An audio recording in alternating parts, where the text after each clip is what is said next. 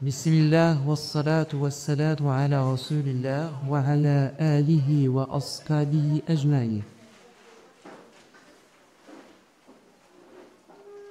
La sagesse de Dieu dans ses interdits. Juste un peu pour situer cette partie dans l'ensemble de notre séminaire, nous nous sommes posé la question: quelle sagesse derrière la création de l'homme, alors que les anges existent?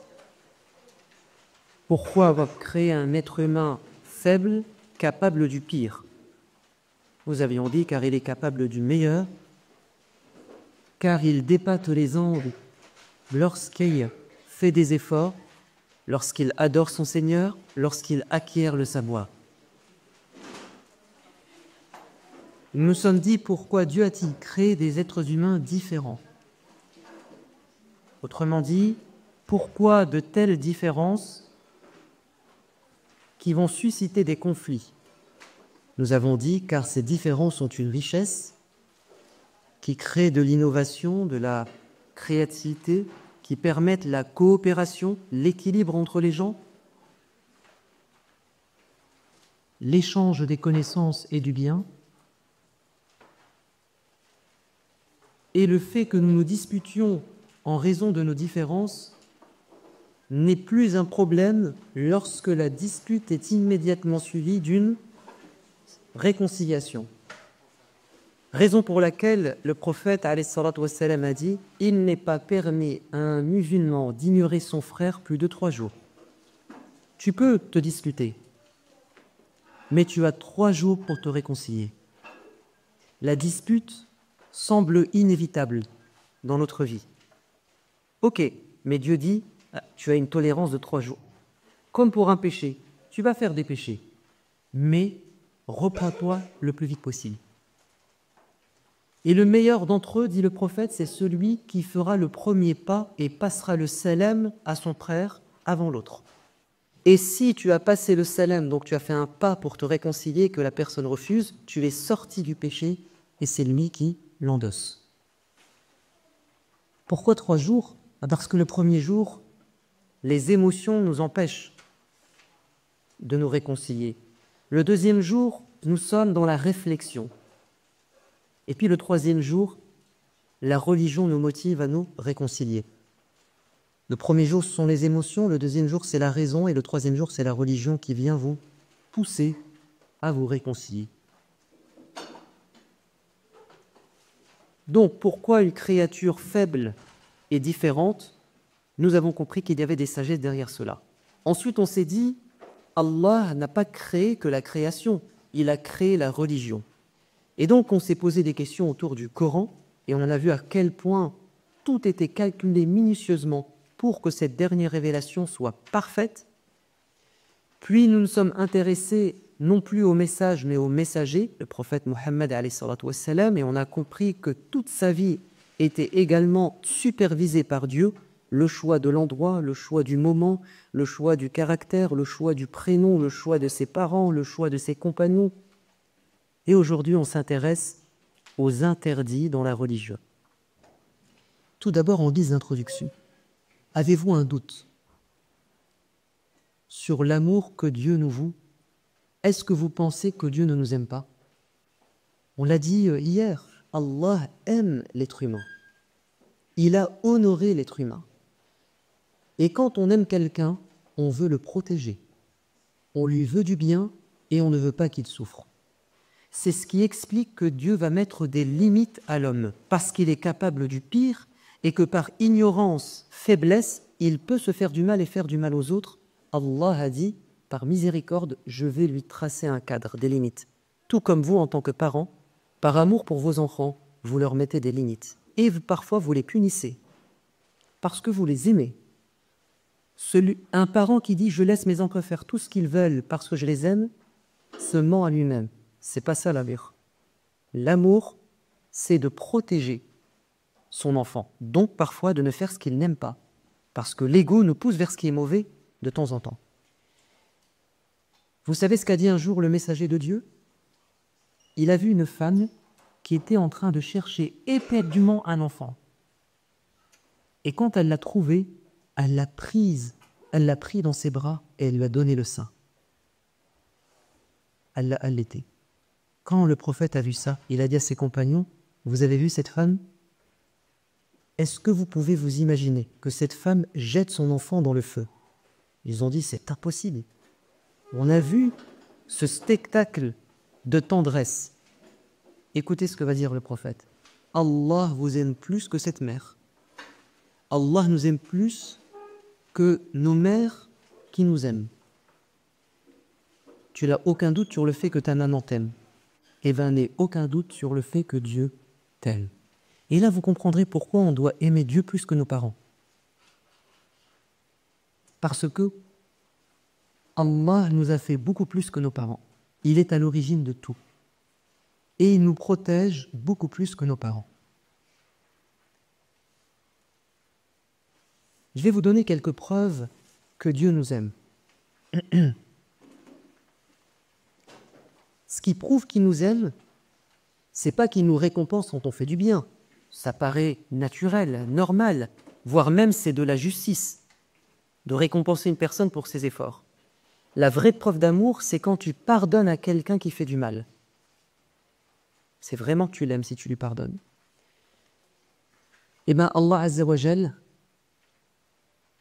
a décidé que la première chose de sa religion, la première phrase et le premier principe, précepte, consigne, slogan de sa religion, avant même de créer la création, c'est cette phrase ô combien belle dans le hadith rapporté par Al-Bukhari et Muslim.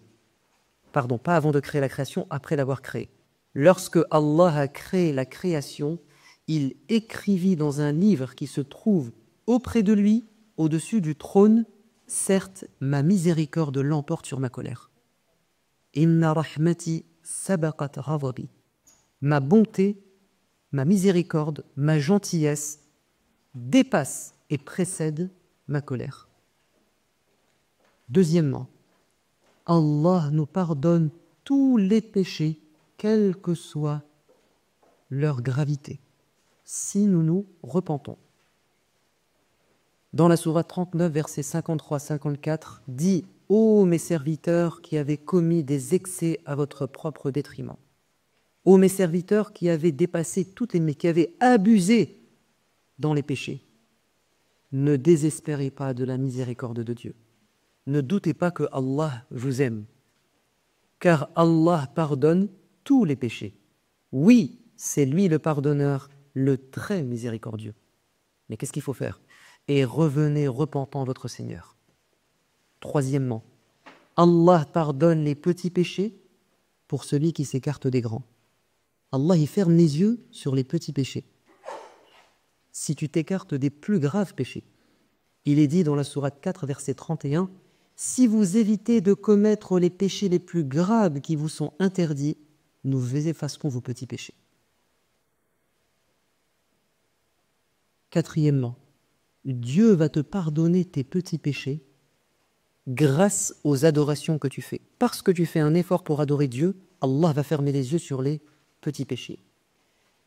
Il est rapporté par Muslim que le messager de Dieu a dit « Entre les 5 prières, du vendredi jusqu'au vendredi, du ramadan jusqu'au ramadan, ce sont des périodes où les péchés sont expiés et pardonnés si on s'éloigne des péchés majeurs. » Le fait que tu fasses ces 5 prières, Allah te pardonne les péchés qui sont faits entre tes 5 prières. Le fait que tu pries le vendredi, Allah te pardonne les péchés de la semaine. Le fait que tu jeûnes le ramadan, Allah te pardonne les péchés intermédiaires. Alors ce sont des péchés différents, bien évidemment. Lorsque l'homme fait ses ablutions, comme il lui a été ordonné, ses péchés partent de ses yeux, de son ouïe, de ses mains et de ses pieds. Les péchés que tu as faits avec tes membres disparaissent avec l'eau des ablutions, jusqu'à ce qu'il sortent, dit le prophète, par tes ongles. Cinquièmement, Allah te pardonne tes petits péchés par les épreuves. Il n'est pas une fatigue, une maladie, un souci, une peine, un mal, une angoisse qui touche le musulman jusqu'à l'épine qui le pique, jusqu'à cette écharpe qui est rentrée dans ta peau, sans que Allah ne lui efface à cause de cela une partie de ses péchés. Et ça prouve que Dieu nous aime. Il nous trouve des solutions pour nous débarrasser de nos péchés. Allah nous pardonne les petits péchés grâce aux bonnes actions. Crains Allah où que tu sois, dit le prophète. Fais suivre la mauvaise action par la bonne, et voilà qu'elle l'efface. Et comporte-toi bien avec les gens. Un homme du temps du prophète a commis un péché. Il était un vendeur de dattes. Et une femme est venue choisir des dattes dans les rayons. Et l'homme a été épris par sa beauté. Il lui a dit, les dattes qui sont sur l'étalage ne sont pas de bonne qualité. Viens, j'ai en stock des dattes toutes fraîches. Et quand il l'a attiré dans son piège, il lui a fait des attouchements. Et ensuite, il a regretté sincèrement le mal qu'il a fait à cette femme. Il est parti voir Abu Bakr. Oh Abu Bakr, j'ai fait quelque chose de très grave. Il lui a dit, demande pardon à Dieu et cache ton péché. Mais ça le torture. Il est parti voir Omar. Omar, voilà ce que j'ai fait. Il lui a dit, demande à Dieu de te pardonner, rattrape-toi et cache ton péché. Mais il est rongé et il va voir le prophète. Le prophète lui dit, quoi, tu as osé faire ça parce que son mari était absent? Ils vont prier l'Asr ensemble. Ils vont prier le Asr ensemble. Et après avoir fini la prière, il va dire, où est cet homme? L'homme se lève et lui dit, j'ai reçu une révélation à l'instant. Aqimi s-salata lidulugi shamsi ila ghasaqil layl. Non. Bref, Allah dit, accomplis la prière. Innal hasanati yudhhibna as-sayyi'at. Les bonnes actions effacent les mauvaises. Et il va lui dire, Allah t'a pardonné. Évidemment, si la femme était venue se plaindre, il en aurait été tout autre nom. En tout cas, ce que je veux dire par là, c'est que il y a des péchés que l'on peut faire qui nous rongent, nous torturent, mais si nous nous repentons sincèrement et on décide de ne plus recommencer, Allah pardonne. Allah sera encore plus gentil avec nous quand on sera là-haut devant lui. Parce que le jour où on aura besoin vraiment que Dieu nous pardonne et soit bon, c'est quand on sera face à lui et que l'enfer sera devant nous et le paradis devant nous. C'est là qu'on aura vraiment besoin qu'il soit bon avec lui. Et Allah le sait très bien. Raison pour laquelle le prophète de l'islam a dit « Allah possède 100 miséricordes ». On pourrait dire sa miséricorde a été répartie en 100 petites parts. Dieu n'a fait descendre sur terre que 1% de sa miséricorde. Tout ce que vous avez entendu jusqu'à maintenant, c'est 1% de sa miséricorde. Et le prophète va dire, c'est cette miséricorde minime qui explique pourquoi la mère aime son enfant, l'animal aime son petit.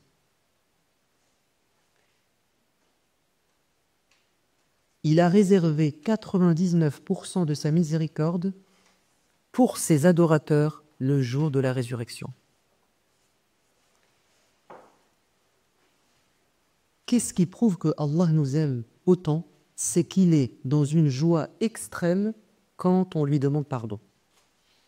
Quand on se rattrape et qu'il n'aura plus à être en colère contre nous ou à nous punir si on le mérite, Allah, ça lui fait plaisir. La parabole du cavalier. Le prophète de l'islam a dit, Allah est encore plus content, encore plus joyeux, quand l'un de ses serviteurs, l'une de ses créatures revient à lui. Donc, tu t'es éloigné de Dieu et tu reviens à Dieu par le repentir ou par la conversion à l'islam, par exemple.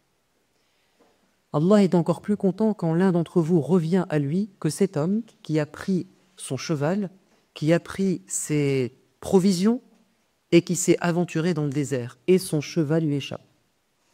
Donc c'est la mort assurée. Il se met au pied d'un arbre, il attend la mort. Et voilà que tout à coup, son cheval réapparaît. Donc la vie revient à lui. Il est sauvé. Il est tellement content qu'il dit Ya Allah, tu es mon serviteur et je suis ton Seigneur. Il a fait un lapsus à cause de la joie. Parfois, on est tellement content ou tellement en colère qu'on dit n'importe quoi. Et bien cet homme a fait un blasphème, mais sans le vouloir. Il a dit Allah, tu es mon serviteur, je suis ton Seigneur. Vous avez vu dans quelle joie et dans quelle joie il était? Il en a perdu la tête. Et bien Allah est encore plus content que cet homme quand toi tu reviens à lui. Cet homme était heureux parce que son cheval est revenu à lui. Allah il est content quand toi tu reviens à lui. Quand il te retrouve après toutes ces années où tu étais perdu, Allah est encore plus content. C'est la preuve qu'il nous aime. Allah ne se lassera jamais de nous pardonner. Nous, on peut se lasser de pardonner aux gens. Ton enfant fait la même bêtise 10 fois, 50 fois. À un moment donné, t'en peux plus. Allah, non. Tant que tu demandes pardon sincèrement et que tu décides de ne plus recommencer, peu importe ce qui se passera après, Allah sera toujours là pour te pardonner parce que tu es sincère. C'est une invitation non pas à persister dans les péchés, mais bien au contraire, à demander pardon.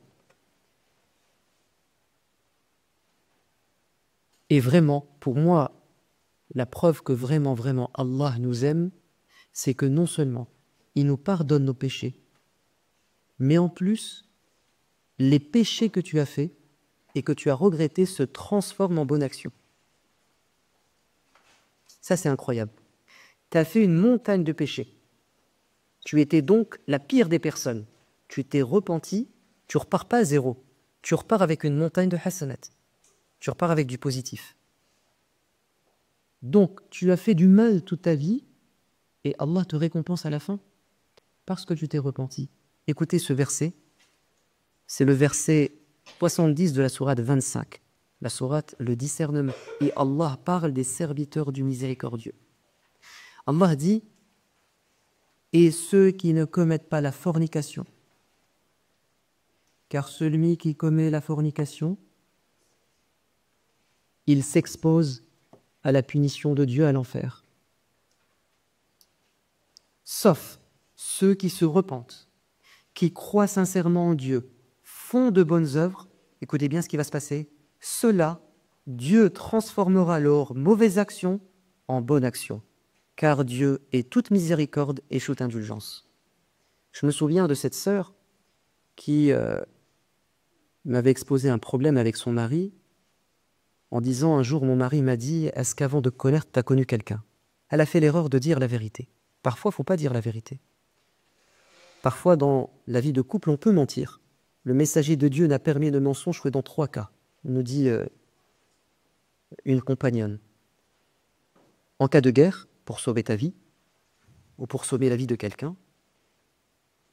Pour réconcilier des gens, tu peux parfois mentir. Si c'est la seule solution pour réconcilier des gens, invente une histoire. Ou dans la discussion entre un homme et sa femme dans la vie de couple, pour éviter une dispute, pour éviter un divorce. Prenons 2 cas de figure. Le cas de cette sœur. Tu as connu quelqu'un avant moi? Si tu dis oui, tu as révélé un péché. Tu n'as pas révélé tes péchés. Tu t'es repenti. C'est entre toi et Dieu. Et puis ça va faire des problèmes. Donc, mens. Ça ne sera pas un mensonge, ça sera une preuve d'intelligence et tu seras récompensé. Mais il faut être attention, il faut bien faire les choses.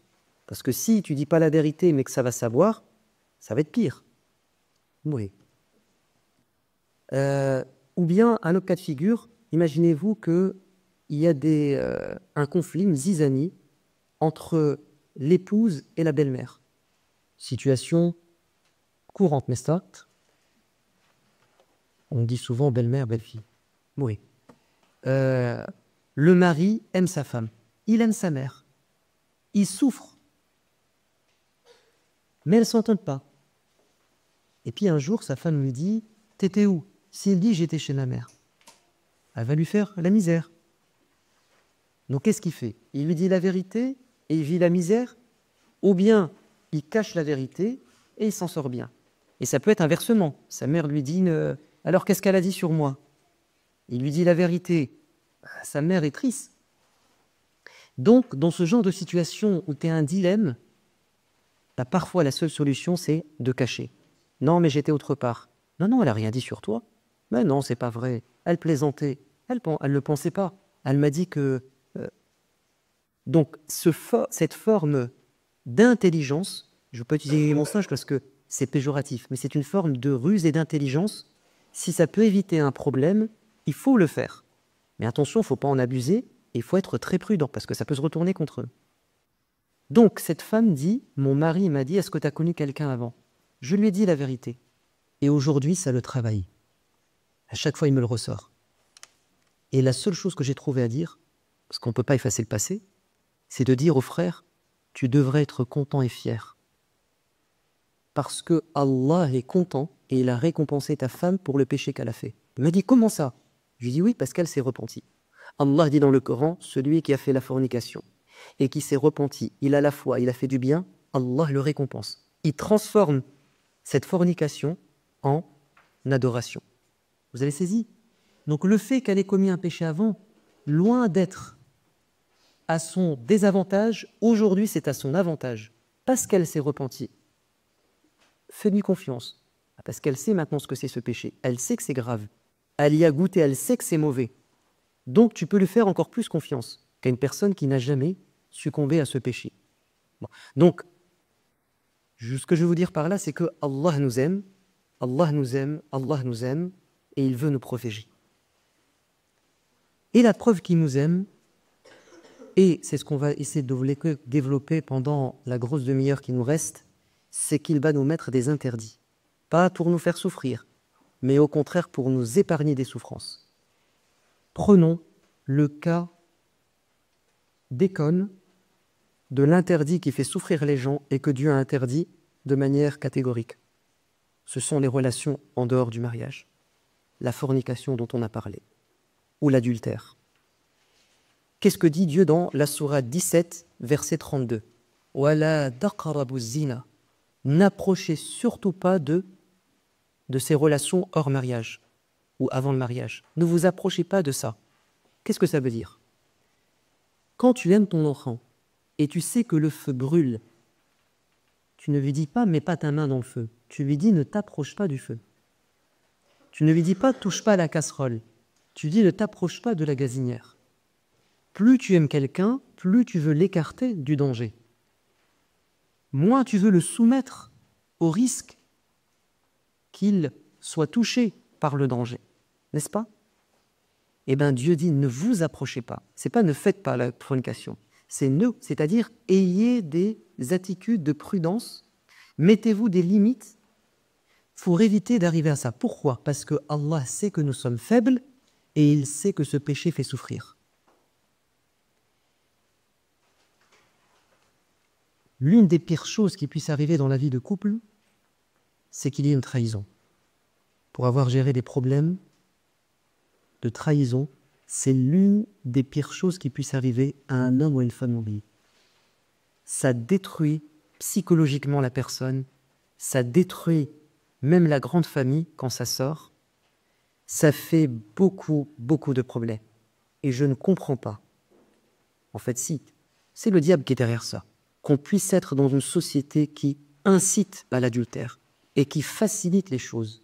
Et c'est devenu, on en est fier, c'est normal. Ben oui, on a un amant, on a une amante, c'est normal. Comment peut-on en arriver là? Ne s'est-on pas promis fidélité au moment du mariage? Donc, l'adultère, c'est la pire catastrophe qui puisse arriver dans une vie de couple. Mais attention, ça ne veut pas dire qu'on ne peut pas s'en sortir. Non. Il y a des gens qui sont capables de surmonter cela. Il y a des gens qui sont capables de demander pardon sincèrement. Mais c'est très difficile. Parce que ça marque au plus profond de nous-mêmes. Et le lien de confiance est ce qu'il a de plus solide, mais de plus fragile. Donc quand je dis ne vous approchez pas, c'est parce qu'il sait à quel point ça peut détruire une personne. Pour éviter cet adultère dans la vie de couple, il faut, avant le mariage, se prémunir. Parce que si quelqu'un s'habitue avant le mariage à une vie volatile, à une vie de dévergondage, à une vie d'aventure. Il est difficile, une fois marié, d'oublier ce passé et de se préserver. Ce n'est pas impossible, attention. Mais Allah sait que c'est compliqué. Donc il nous dit, ne vous approchez pas de ce péché avant le mariage. Apprenez la chasteté et à vous retenir avant le mariage. Ça vous servira pendant le mariage.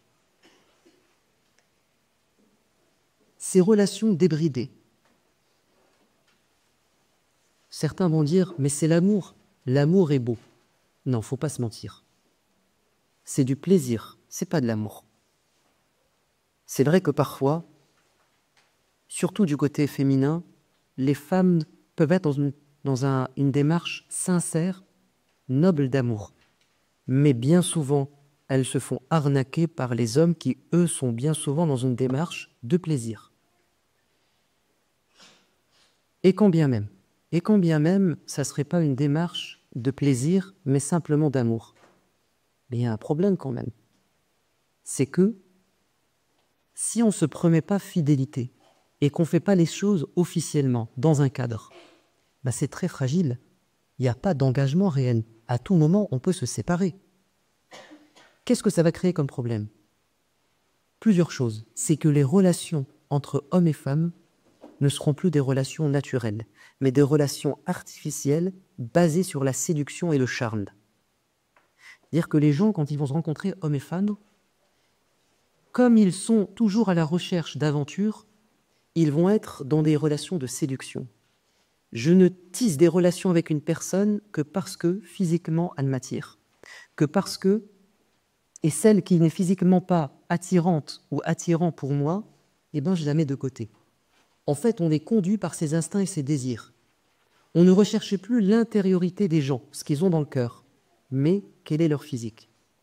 Et ça, c'est la pire des choses dans les relations humaines, c'est que tu réduis une personne simplement à son physique, qu'elle n'a pas choisi. Est-ce vous qui avez choisi votre physique? Non. Deuxièmement, qui nous impose les normes de beauté?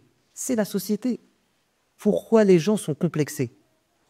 On devrait tous être fiers d'avoir ce corps-là, parce que c'est un cadeau de Dieu.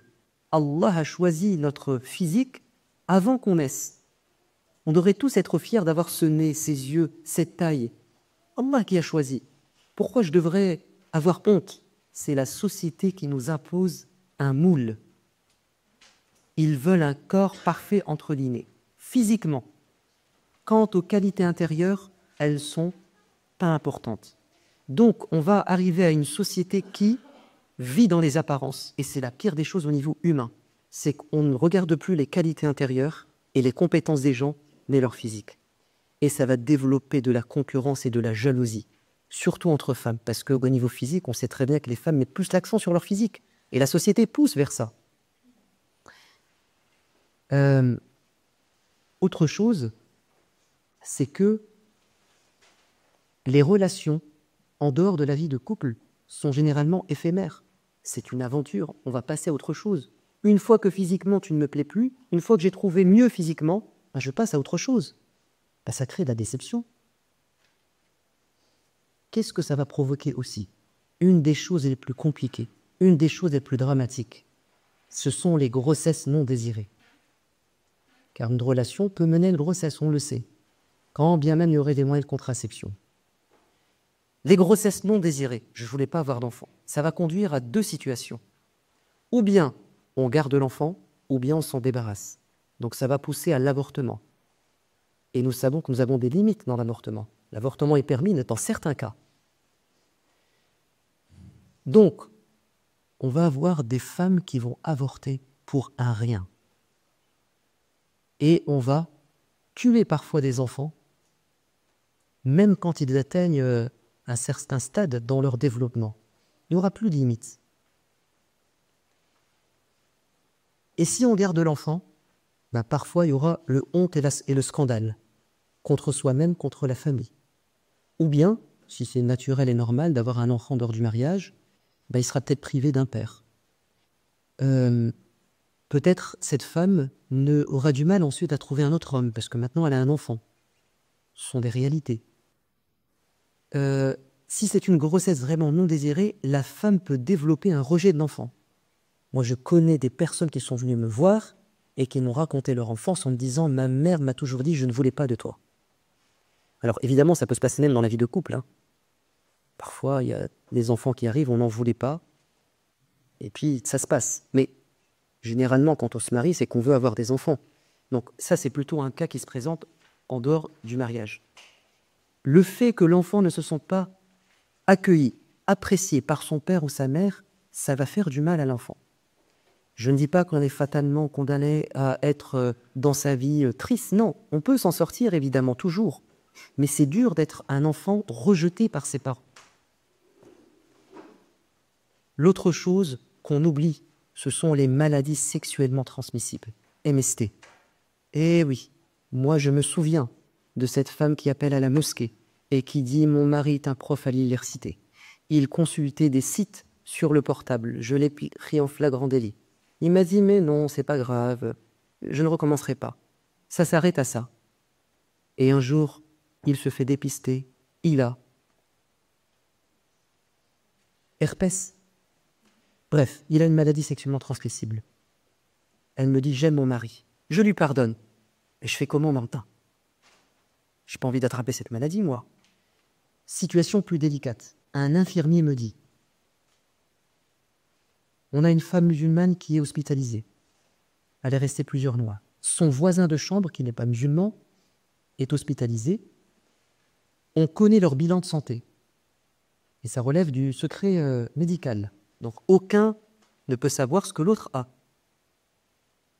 On refait un bilan de santé et on découvre que la femme musulmane a attrapé une maladie sexuellement transmissible que son voisin de chambre avait.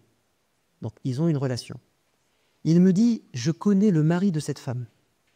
Elle ne sait même pas qu'elle a cette maladie. Et je ne peux pas révéler certaines choses parce qu'il y a un secret professionnel. Ni à elle, ni au voisin, ni à son mari. Mais je sais que quand elle va rentrer chez elle, il y a un risque. On fait comment? Vous avez vu des situations délicates, compliquées dans lesquelles on peut se retrouver quand on ne respecte pas certaines limites que Dieu nous a mises pour notre intérêt. La question de la filiation. Qui est le père de l'enfant? Parfois, il y a un doute. Parfois, il y a des enfants, non, pour des questions d'héritage, qui ont fait un test d'hérédité. Et ils découvrent à 40 ans qu'ils ne sont pas des frères et sœurs. Vous imaginez là le tremblement de terre dans une famille où celui que tu considères être ton frère ou ta sœur et celui d'un autre, on ne sait même pas. L'un des pires péchés aux yeux de Dieu, parce que ses conséquences sont les plus dangereuses, c'est ce libertinage qui conduit à beaucoup de problèmes. Et je vous rajoute autre chose, c'est la prostitution, c'est la pornographie et c'est la femme objet. On réduit la femme à un objet. Et on en est là aujourd'hui. On parle des droits des femmes, on parle de l'émancipation de la femme alors qu'elle n'a jamais été, dans certains cas, pas dans le monde professionnel, pas dans le monde social, mais en tant que femme, elle n'a jamais été aussi aliénée qu'aujourd'hui à cause de cette société matérialiste, individualiste, qui annihile la femme au centre, pas la femme en tant qu'être humain, la femme en tant que corps, en tant que désir. Et on l'utilise pour des intérêts économiques. Regardez la publicité. Regardez la publicité à quoi on rabaisse la femme. Pour vendre une voiture, pour vendre un parfum, pour vendre un shampoing. Évidemment, c'est notre vision des choses. Tout le monde ne voit pas les choses comme ça. Mais les conséquences sont là. Les conséquences, on les voit. Moi, je me souviens quand j'étais au lycée. J'ai pu dire parfois à des camarades de classe, si vous saviez comment les garçons parlent de vous, dans votre dos, là, si vous saviez à quoi ils vous réduisent, ils vous font des sourires, mais vous ne savez pas ce qu'ils pensent réellement de vous. Ils vous ont réduit à une poitrine ou à autre chose. C'est ça que vous voulez? Bon, je me souviens aussi, un matin, une de nos camarades de classe, elle était assise dans le couloir en train de pleurer. Qu'est-ce qui se passe? Il m'a plaqué, il m'a jeté. Je l'aimais et je l'ai découvert avec une autre. Bah, t'as été naïf. T'as été naïf puisque t'es parti avec quelqu'un qui a eu une aventure avant. Bah, faut s'attendre à ce qu'il ait une aventure après.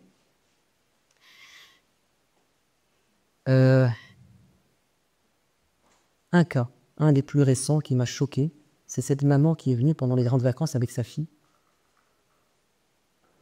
Et elle me dit, tu vois ma fille, j'ai 3 filles. Les 2 plus grandes, alhamdoulilah, elles ont réussi, entre guillemets, leur vie scolaire, sociale, au niveau religieux. Je suis fier d'elles. Mais avec ma fille qui est là, on a un problème. À 11 ans, je me suis dit que je m'étais assez investi pour ma fille. Maintenant, j'ai envie de reprendre mon boulot. Et je lui ai passé un portable. Je lui ai fait confiance. Il y a, la semaine dernière, me dit-elle, mon mari se réveille plus tôt le matin. Et il voit ma fille rentrer par la fenêtre.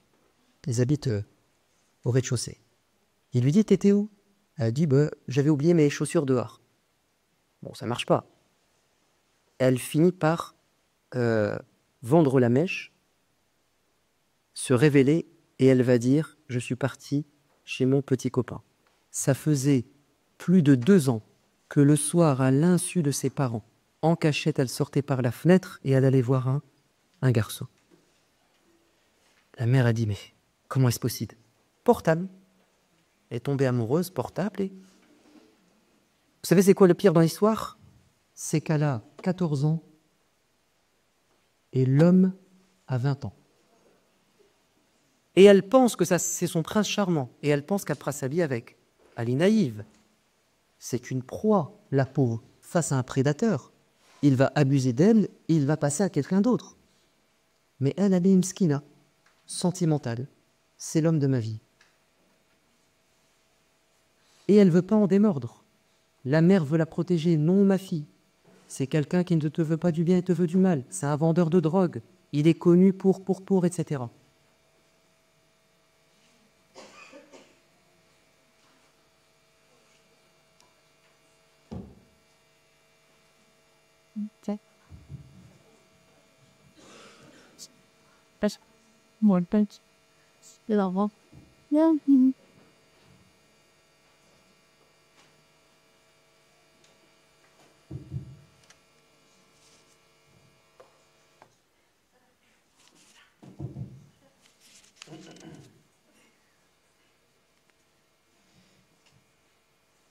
Au final, la mère porte plainte pour détournement de mineurs, mais la police ne va pas enquêter plus que ça et ils vont lui dire « Laissez votre fille vivre à l'européenne.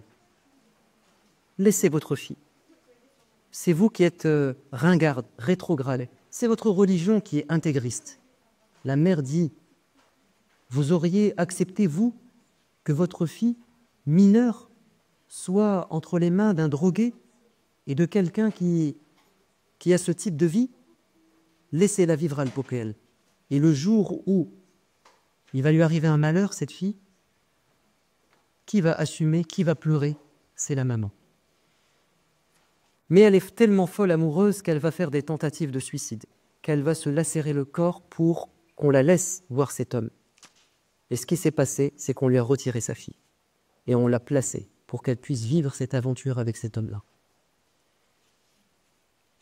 Je me souviens de cette maman qui m'a appelé il y a une dizaine d'années. Elle m'a dit, s'il vous plaît, je suis dans une situation catastrophique. J'ai mis ma fille dans une école privée musulmane pour la protéger. Et pour qu'elle ait aussi un bon niveau, parce que dans les écoles privées, généralement, on a un meilleur niveau scolaire. Elle a eu son bac. Et pendant les vacances, elle a fugué. Je n'ai plus de nouvelles d'elle. Je ne sais pas comment c'est arrivé. Mais je sais qu'elle est vivante, parce que je reçois les PV à la maison. Elle tourne dans la région lilloise. Je reçois les PV. Mais je ne sais pas ce qu'elle fait, je ne sais pas où elle est. Elle me rappellera 2-3 mois plus tard. Elle m'a dit, j'ai des nouvelles d'elle. Elle est partie chez ma sœur. Ma sœur m'a appelé, elle m'a dit, ta fille a changé. De couleur de cheveux, de poids, de tenue vestimentaire. La sœur dit, ou la tante de la fille a dit, j'ai fouillé dans son sac. Et elle a trouvé un petit papier qu'elle a pris en photo et que j'ai reçu. Elle s'est fait embarquer dans un réseau proxénète, où, dans ce papier, elle a écrit de sa main un pacte diabolique. Je vous résume, je m'engage devant Lucifer de faire un sacrifice humain afin d'être riche et de gagner la gloire dans cette vie. Bon, je ne sais pas si vraiment, elle va faire un sacrifice humain, j'en sais rien. Mais regardez où elle est tombée et dans quoi elle est arrivée. Et je vous passe les scandales de pédocriminalité que nous connaissons, je vous passe la pédophilie, etc. L'être humain a besoin de limites dans cet instinct sexuel. Si on le laisse libre, il est capable de la pire des choses. Donc quand Allah nous dit « Ne vous approchez pas de cette vie mondaine, débridée », c'est qu'il nous veut du bien. C'est qu'il veut protéger tout le monde, autant les adultes que les enfants, autant les célibataires que les gens mariés. Allah dit « Innahu kana fahishatan » c'est un grand péché. « Wa sa'a sabila » et c'est un mauvais chemin. C'est un chemin qui ne mène qu'à des problèmes. Donc il faut prendre des précautions. Il faut baisser son regard. Simplement ça, si on baisse notre regard, il ne va rien nous arriver. Allah a donné un conseil dans le Coran, enfin un conseil majeur. Ô vous les femmes qui avez la foi, préservez votre chasteté, baissez votre regard. Ô vous les hommes qui avez la foi, préservez votre chasteté, baissez votre regard. Tu baisses ton regard, tu es protégé. Et si tu souffres du désir, jeûne, comme a dit le prophète. Tu respectes ces deux conseils, ne t'inquiète pas. Maintenant, il y a d'autres conseils. Le fait de cacher sa nudité, le fait de ne pas se laisser toucher par les autres, le fait de ne pas évoquer son intimité, le fait de ne pas partager ses photos dans certaines postures et positions à tout le monde. Vous savez ce que m'a dit un conducteur de bus il y a 15 jours, quand j'ai parlé de l'éducation des enfants? Il m'a dit « Je suis pessimiste. Je suis un chauffeur de bus, je prends les collégiens le matin. » Il m'a dit « Si tu savais les discussions qu'ils ont passé la nuit sur leur portable, voilà ce qu'ils disent. » Il m'a dit il y avait une jeune fille musulmane, arabe, qui montait dans le bus. Et un jour, elle n'était plus là avec ses copines. J'ai dit « Où est-elle » Ils ont dit « Elle s'est suicidée. » Pourquoi? Parce que ces collégiens se sont lancés un défi, c'est de se prendre en photo tout nu, mais sans la tête. Et elle, quand elle a pris la photo, elle a gardé la tête. Sa copine m'a dit « Juste envoie-la moi, mais t'inquiète pas. » Et elle a diffusé la photo. Elle s'est suicidée. Donc, apprenons à nos enfants et à nous-mêmes de ne pas révéler son intimité. Je me souviens de cette fille adolescente dans un de mes cours qui a pleuré, qui est venue me voir après le cours et qui m'a dit « Vous avez raison, monsieur. » J'ai partagé des photos avec un ami. Il m'a dit « Maintenant, je veux te rencontrer physiquement. » Il m'a donné rendez-vous devant la grille du collège. Et quand il est venu, c'était un homme. Je lui ai dit « Va-t'en ». Il m'a dit « Trop tard. J'ai maintenant des choses. Si tu ne fais pas ça, ça et ça et ça, je vais tout diffuser. » Donc, ne pas protéger son intimité parce qu'on ne sait pas qui est derrière l'écran. On ne sait pas ce qu'on va faire de nos photos. Et puis, ne pas se retrouver en tête-à-tête, comme le dit le prophète, avec un homme si on est une femme, avec une femme si on est un homme dans une situation compromettante. Je dis bien situation compromettante, où il y a un risque. Parce que tu as un rendez-vous à la mairie, tu es dans un taxi, tu es dans l'ascenseur.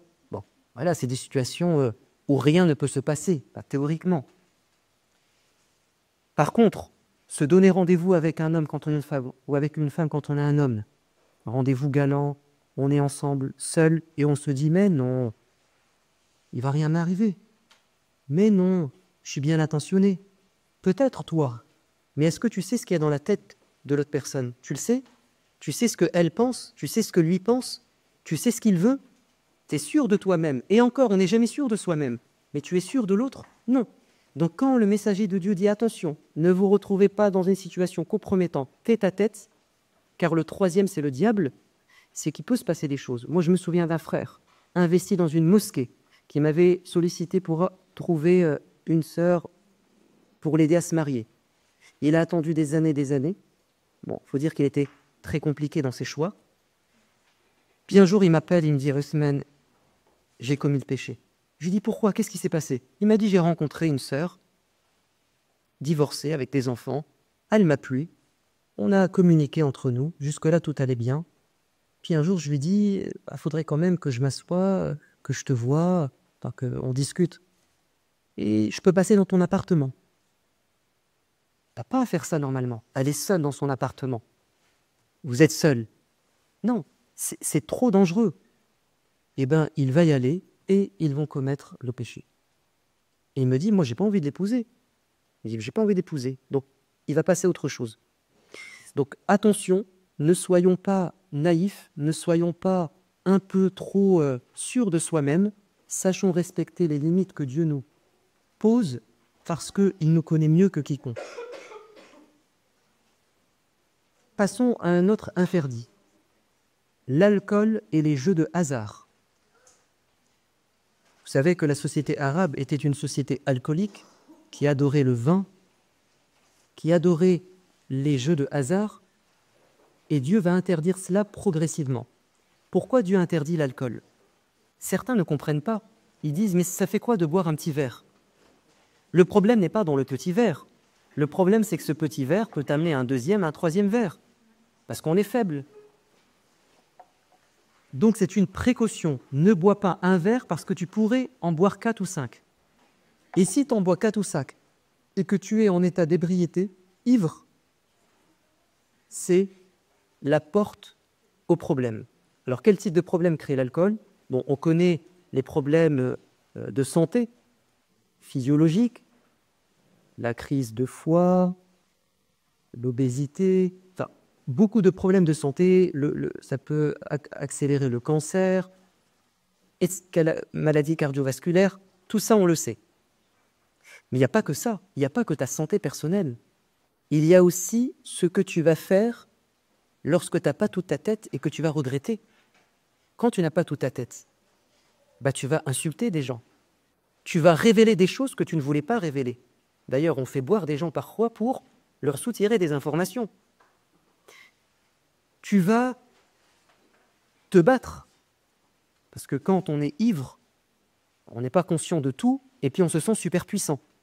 Donc ça va créer de la bagarre.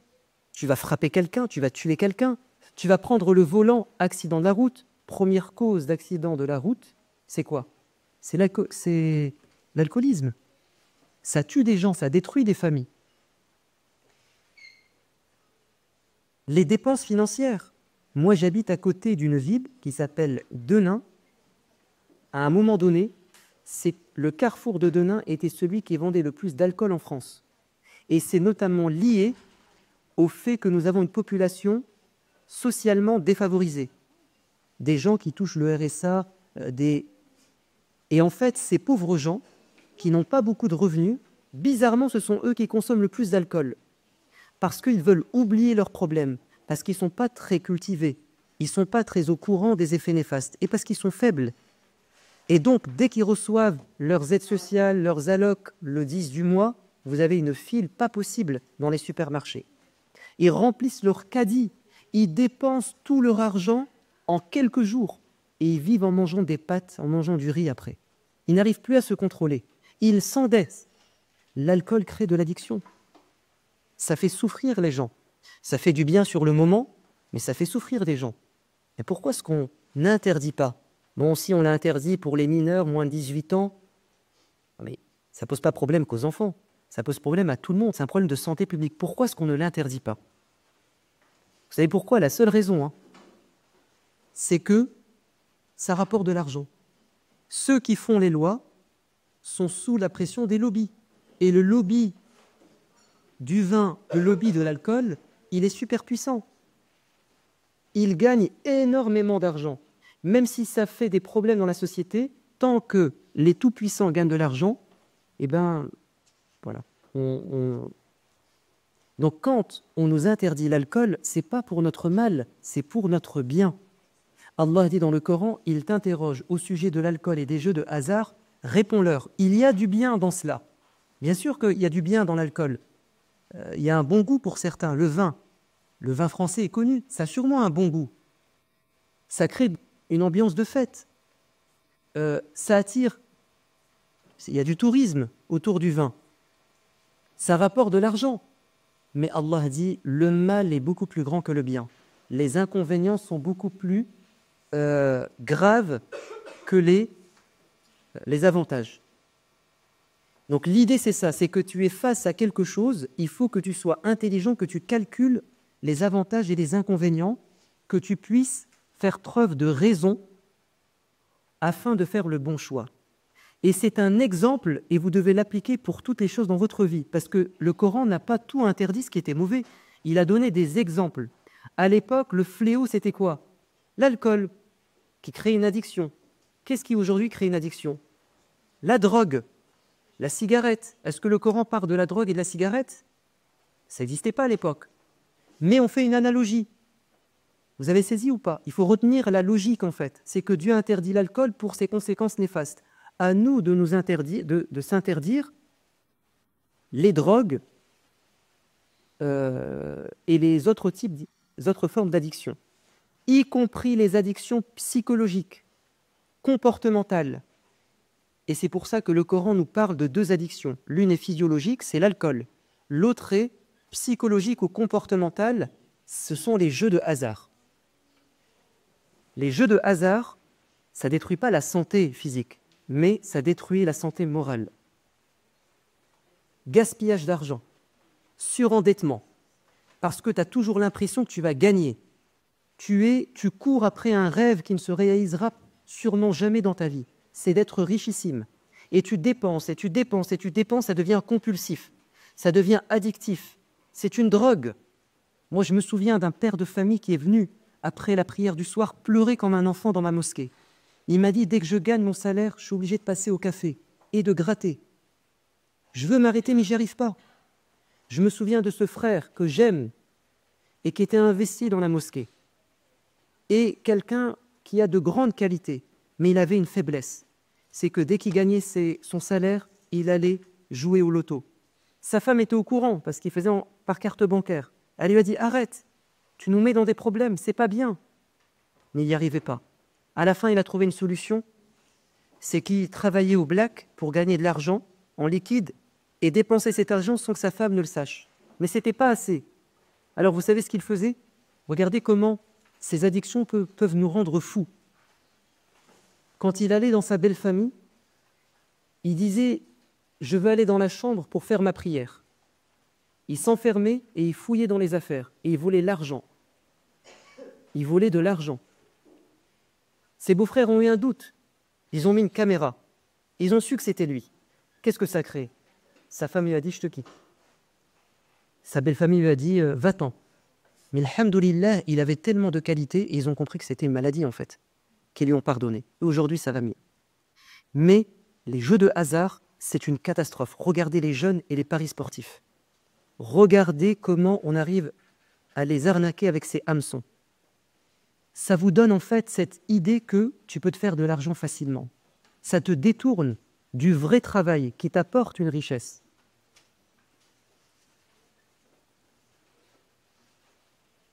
Donc, quand Dieu interdit quelque chose, c'est pour nous protéger.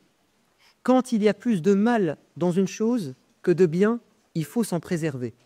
Appliquez cela à la musique, appliquez cela aux écrans. Ce ne sont pas des choses qui sont mauvaises en soi. La musique, ce n'est pas haram en soi. Ça devient interdit quand le mal est plus grand que le bien. Et aujourd'hui, la plupart des jeunes, qu'est-ce qu'ils écoutent? Des musiques mauvaises, il ne faut pas se mentir. S'ils écoutaient des bonnes musiques avec un bon sujet, avec ça a un effet positif sur eux, avec un chanteur et un clip propre. Ok, et s'ils l'écoutent de manière pondérée, ça ne devient pas une drogue. Pourquoi pas? Mais aujourd'hui, la plupart des musiques, 95% des musiques qu'écoutent les jeunes, c'est sale. Regardez les clips et vous allez voir ce que ça donne. Ça suscite en fait de la colère, de la haine, parfois un état d'esprit. Bref, c'est majoritairement des choses qui sont mauvaises, mais c'est attirant. Pareil pour les écrans. Un portable, c'est pas mauvais en soi. Ça peut être même un outil magnifique. La tablette aussi. Les réseaux sociaux, ça peut faire beaucoup de bien. Mais il y a des gens qui ne savent pas gérer ça. Surtout les jeunes, parce qu'ils sont encore jeunes, ils sont fragiles. Donc, nous devons avoir ce logiciel que le Coran nous enseigne, c'est qu'on doit peser le pour et le contre. Et il faut savoir prendre des précautions quand le mal est trop grand. un couteau n'est pas dangereux. Enfin, un couteau n'est pas mauvais en soi. Ça dépend ce qu'on en fait. Mais je ne vais pas donner un couteau à mon enfant. Je sais qu'il ne saura pas l'utiliser. Ça paraît évident. Et bien, parfois, il ne faut pas donner un portable à un enfant. Il ne saura pas l'utiliser. Parfois, il ne faut pas le laisser devant un écran. Il ne saura pas s'arrêter. Moi, je me souviens d'un père de famille. Qu'Allah lui fasse miséricorde. Il avait une sclérose en plaques. Je l'ai vu mourir à petit feu. Mais Inch'Allah, c'est ça qui le mettra au paradis. Un jour, il m'a dit, ferme la porte, j'ai quelque chose à te dire. Je ne veux pas que ma famille entende. Il m'a parlé, il avait des sanglots. Il m'a dit, ce que j'aimerais avant de mourir, il me reste quelques mois à vivre, c'est de passer du temps avec mes enfants. Mais c'est impossible. Dès qu'ils rentrent de l'école, ils déposent leur sac et on ne les voit plus de la soirée. Ils sont en train de jouer aux jeux vidéo en réseau. Il m'a dit, tu t'imagines? On m'a volé mes enfants. Je vais mourir, je vais partir, je veux les avoir avec moi. Mais, et vous imaginez comment cet enfant, sa nature a été pervertie? Il ne ressent plus rien, ou presque plus rien envers son père. Enfin, si, en fait, il aime son père. Mais il est trop faible face à la tentation de ces jeux en réseau. Je me souviens de ce père de famille très investi dans l'éducation de ses enfants, très investi, et même pour les enfants des autres. Son fils était excellent à l'école. Il a commencé à faire une prépa. Et l'année de prépa, il a chuté. Son père lui faisait une confiance aveugle. Et juste avant les examens, il a dit, papa, dans quelques jours, je dois aller au Danemark ou en Norvège. Ah bon, pourquoi? Ben, j'ai été sélectionné à l'échelle internationale pour participer à un tournoi de jeux vidéo. Je lui dis, comment ça? Et là, il découvre que son fils, en fait, il n'est pas dans la chambre en train d'étudier. Il est en train de jouer pendant des heures, jusqu'à atteindre ce haut niveau. Alhamdoulilah, on a parlé avec le jeune, et aujourd'hui, tout va bien. Mais regardez comment ces addictions peuvent détourner nos enfants. Donc, il faut être prudent. C'est pas facile, mais si on les aime, on doit faire un effort. Alors, un effort personnel, mais seul, on y arrivera, ça sera dur. Et ça me permet de rebondir sur ce projet. Et ces projets, mais je vais vous parler du projet du complexe, c'est que ces projets communautaires de complexe, avec une mosquée, avec des salles de jeu, avec une piscine peut-être, avec... bref, ces projets communautaires que des associations veulent mettre en place, c'est pas pour eux, mais c'est pour nos enfants. Parce qu'il ne faut pas se mentir, on est très occupé, on a un travail, on n'est plus vraiment aidé par nos familles, l'époque a changé, donc on a besoin que des associations s'investissent pour nos enfants. Mais il n'y a rien pour rien. Tu veux que les gens t'aident dans l'éducation de tes enfants, il faut que tu leur donnes les moyens. On a des bonnes volontés, mais on manque de moyens. Partout en France, vous avez des gens qui sont conscients de ces défis. Ils ont des bonnes volontés, ils veulent s'investir pour nos enfants, mais ils n'ont pas d'argent. Le premier obstacle, c'est l'argent. Donc, on doit absolument, à l'échelle communautaire, aider ces projets d'écoles privées, de complexes, de centres de vacances, ces séminaires qu'on organise où nos enfants, pendant un week-end, sont pris en charge, pendant que nous, regardez, on est en train de se nourrir spirituellement. Quoi de mieux que cela pour nos enfants? Mais ça ne tombe pas du ciel. Il faut des gens sincères qui se sacrifient, on les a. C'est les membres de l'association. Mais aujourd'hui, ils vous disent, vous voulez qu'on aille plus loin? Vous voulez qu'on aide vos enfants? Vous voulez qu'on vous accompagne? On a besoin simplement d'argent. Donc, on ne peut pas être égoïste aujourd'hui. Si on est égoïste, dans quelques années, dites adieu à l'islam et aux musulmans dans ce pays. Parce que plus le temps avance et plus les choses se compliquent. Et il n'y aura pas de miracle. Allah Azza wa Jal ne va pas faire de miracle. C'est fini les miracles. Allah nous a donné une responsabilité, c'est de faire des efforts. Vous êtes la meilleure communauté qui est apparue sur terre. Vous allez faire le bien et vous allez protéger les gens du mal. Nous avons cette mission honorable de protéger les gens du mal. Mais il faut que nous soyons solidaires.